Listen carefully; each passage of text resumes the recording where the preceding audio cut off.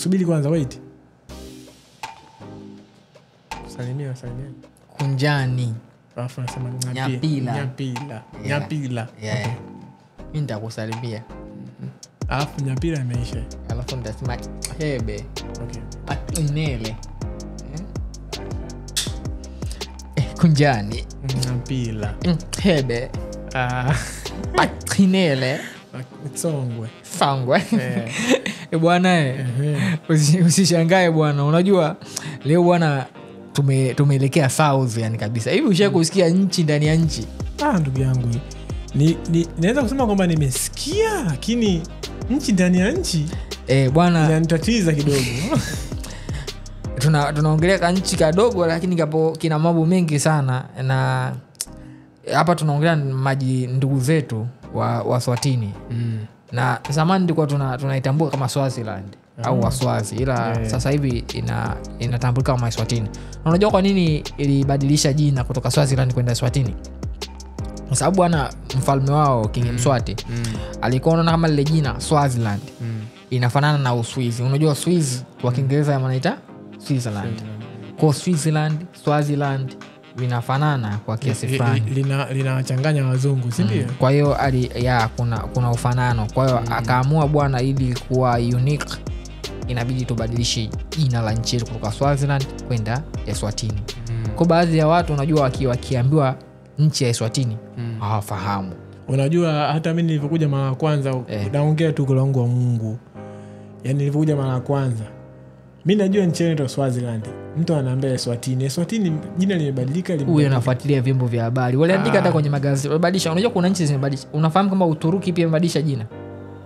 Ndugu yangu hapo umeniacha. Uturuki sasa hivi haitwi Turkey, inaitwa Turkiye. Kwa sababu pia wamebadilisha, kwa sababu unajua kuna ndege yani kama kuku hivi inaitwa Turkey. Sasa yule rais wa Uturuki bwana Recep Tayyip Erdogan aliona kwamba kumuita Turkey yule ndege Turkey, alafu na wao pia wawe Turkey, akaona kama haiji kwa inabidi badilishe jina la nchi kuwa Turkiye. Sasa achana na bwana Turkiye, tuje kwa ndugu zetu wa Eswatini, wazee wa Kunjani, Nyapila, wazee wa Ngiabona. Kwa hiyo kwa nini unajua nimeanza na salamu hiyo? Weekend hii kama ambavyo nilikwambia kuhusu wale marafiki zetu ambao tukutana nao weekend katika sherehe za kuwakaribisha, nilikutana na Waswatini wawili bwana. Na unajua kuna kitu kimoja mimi kinanishangaza sana. Unajua licha kwamba Eswatini ni nchi ndogo sana. Na population yao pia ni ndogo. Kweli. Lakini kama tufanye labda Taiwan kwa Taiwan kwa akiangalia population wa Afrika waliopo Taiwan, hakuna nchi yenye ni wa Afrika wengi hapa Taiwan kama Eswatini. Unajua kwa Taiwan nafikiri anaweza kafikiri Eswatini ndio nchi kubwa zaidi Afrika. Kwa kweli hata mimi naona hiyo. Kuna Waswati wengi mno wamejaa yani Waswatini hapa Taiwan. Naweza kusema kila mji wapo. Kila mji wametapakaa. Kila nyanja yani wapo kila sehemu. Na hii unajua ni kwa nini? Kwa sababu Eswatini wana mahusiano mazuri sana ya kidiplomasia na Taiwan. Hata mfalme wa Eswatini nadhani mwaka jana tu alikuja kutembelea Taiwan. Na Eswatini ni miongoni mwa nchi chache sana ambazo zina ubalozi wa Taiwan nchini mwao. Na hiyo inafanya Waswati kufaidika sana fursa nyingi sana ambazo zinapatikana Taiwan. Fursa kielimu, kiuchumi na kijamii. Yaani ushirikiano wao ni mkubwa sana. Ndio maana Waswati wengi sana wanapata scholarships. Wengi sana kuanzia hizi MOE scholarship, MOFA scholarship, IFDF na scholarship mengine mengi sana. Sasa kama nilivyokuambia nikutana na Waswati wawili. Mmoja aitwa Sebo Nene na mwingine aitwa Vukani V. Anapenda kujiita Mr. V. Anaswaga sana yule jamaa. Alafu jamaa fulani cool. Kwa bwana awali yote kwanza mimi naomba kwanza tukawasikilize. Alafu tutarejea hapa. Sasa hapa niko na rafiki zetu kutoka Eswatini, wa Afrika wenzetu wa kutoka ukanda wa kusini mwa Afrika.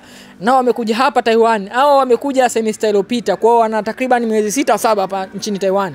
Naomba tuwasikilize ili tujue wamekuja kufanya nini na malengo yao hasa hapa Taiwan ni nini? Kunjani. Nyapilunjani. Okay, that's the only Siswati word that I know. So we should switch languages. So what is your name? Ngebo. Ngebo. And your brother? V. So when did you come Taiwan? I came in September last year. Same for you? Same. And so it means you have almost 6 to 7 months in Taiwan. So what pushed you to come to Taiwan and not other countries, maybe Europe or America? It's because of the diplomatic relationship that Eswatini and Taiwan has. Yes. Yeah, we have a very good diplomatic relationship. And which program are you studying here in Taiwan? International Program for Sustainable Development. Oh, so you are studying the same program that I took. Okay, welcome so much. So are you on any kind of scholarship? Of course. Yeah, which kind of scholarship? I'm on the Jane Goodall Scholarship. Jane Goodall Scholarship. So it means they are covering your tuition fee? Of course, tuition and accommodation. Accommodation.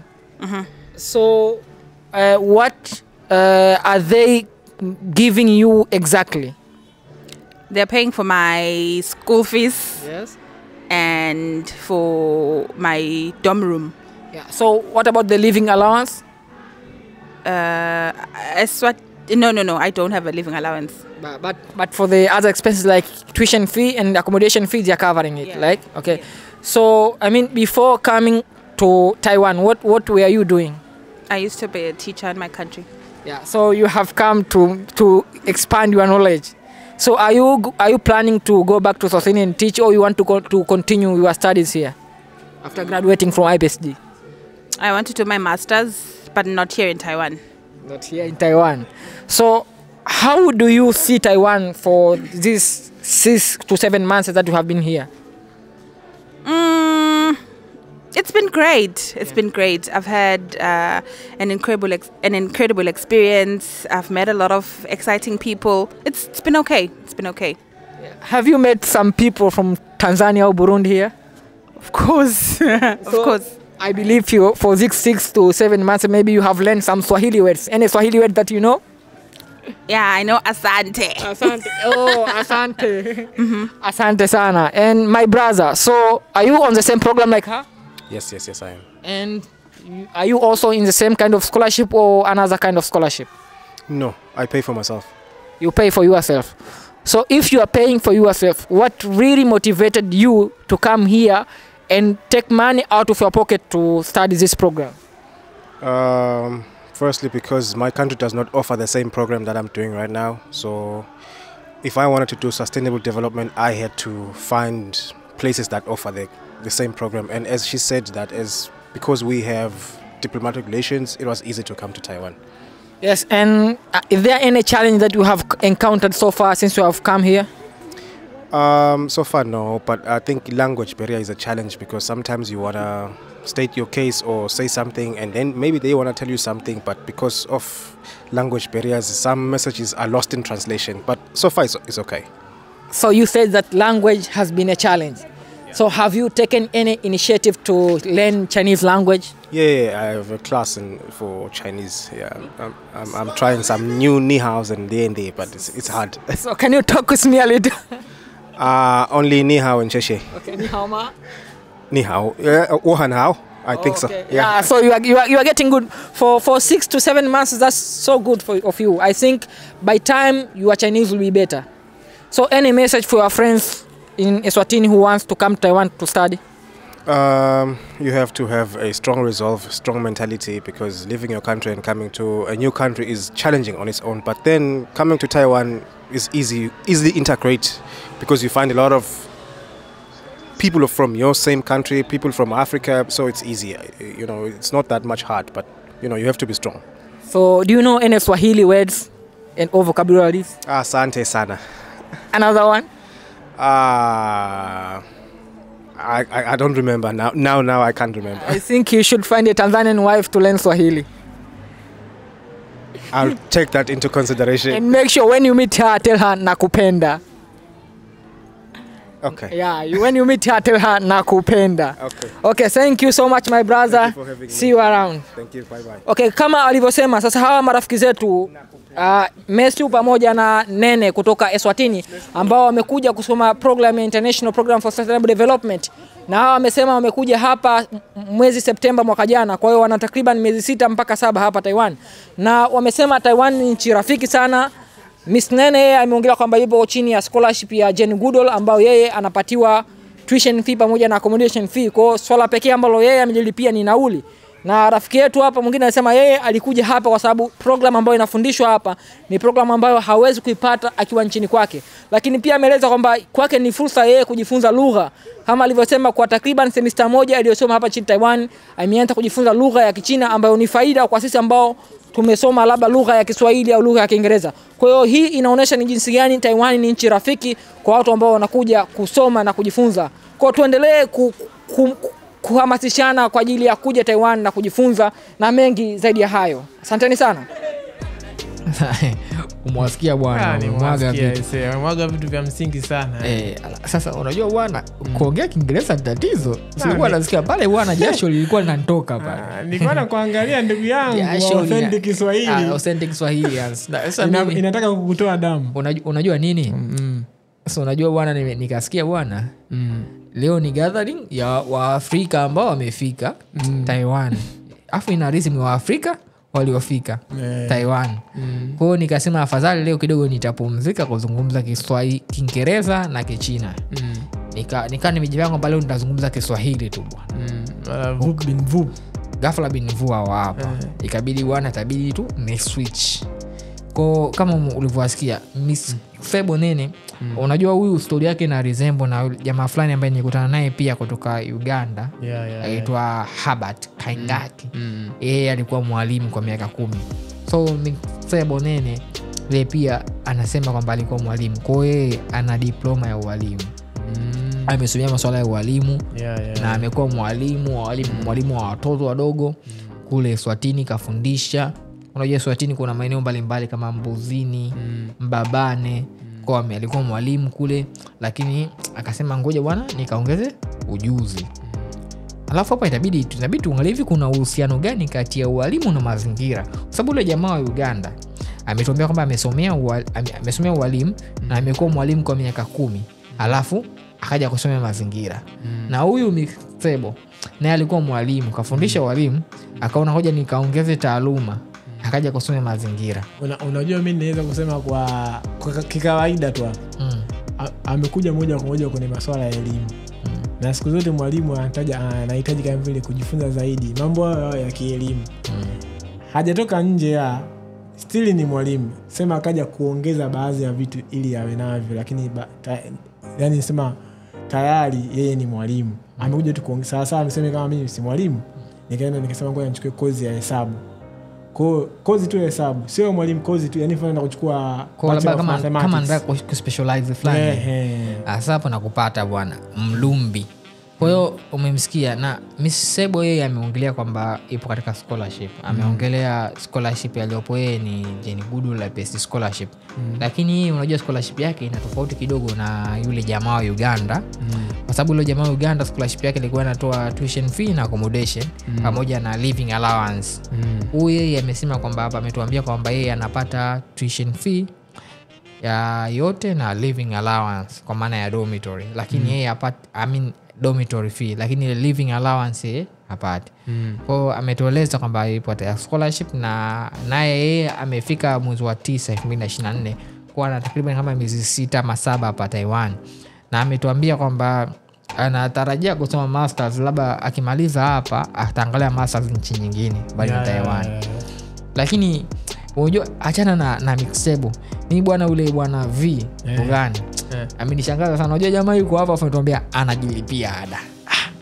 Sasa mimi nikashangaa, wewe jamaa kwa nini usiende kusoma kule Eswatini? Unajua kujilipia ndugu yangu ni kujilipua.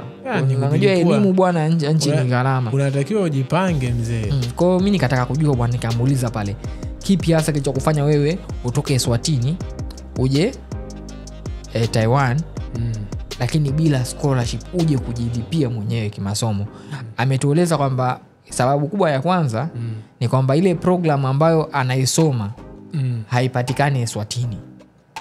Kwa ile program inapatikana hapa Taiwan. Kwa hii ilikuwa ni fursa kwake yeye kuja kusoma Taiwan, kusomea ile program. Lakini kingine ametuambia pia yale mazingira ya Taiwan hapa ni mazingira rafiki, kwa akaona hii ni chance bwana, mimi ngoja bwana nije kusoma Taiwan. Alafu kingine alinigusia off camera kwamba kwa Taiwan kwa sababu kuna fursa ya work study, yani kwamba unaweza ukasoma alafu pia ukawa unapiga part time job. Unajua nchi nyingi sana ni ngumu sana unasoma na kupiga part time job. Tuage vibali. Lakini kwa Taiwan unajua unasoma unapata zako na work permit, vitu vina flow. Tuko hivyo ndio vitu ambavyo vimemvutia bwana Vogani kuja kusoma. Kwa nafikiri marafiki zetu kutoka Mbapane, Manzini, ndugu yangu ngine unajitahidi sana kutaja hayo majina. Mimi kila nikifikiria natamani hata nikitaka kuanza kuzungumza nianze hilo jina lakini nashindwa. Wewe na kujua labda kitu pekee ambacho utakiweza kutoka Eswatini labda ni zile nyimbo za Makilikili. Lakini Makilikili kutoka Botswana. Sio sijui ni nini ambacho utakiweza kutoka. Najaribu kujifunza, unajua tunavyokaa. Lakini unajua Kiswatini akitofautiana sana na Kizulu.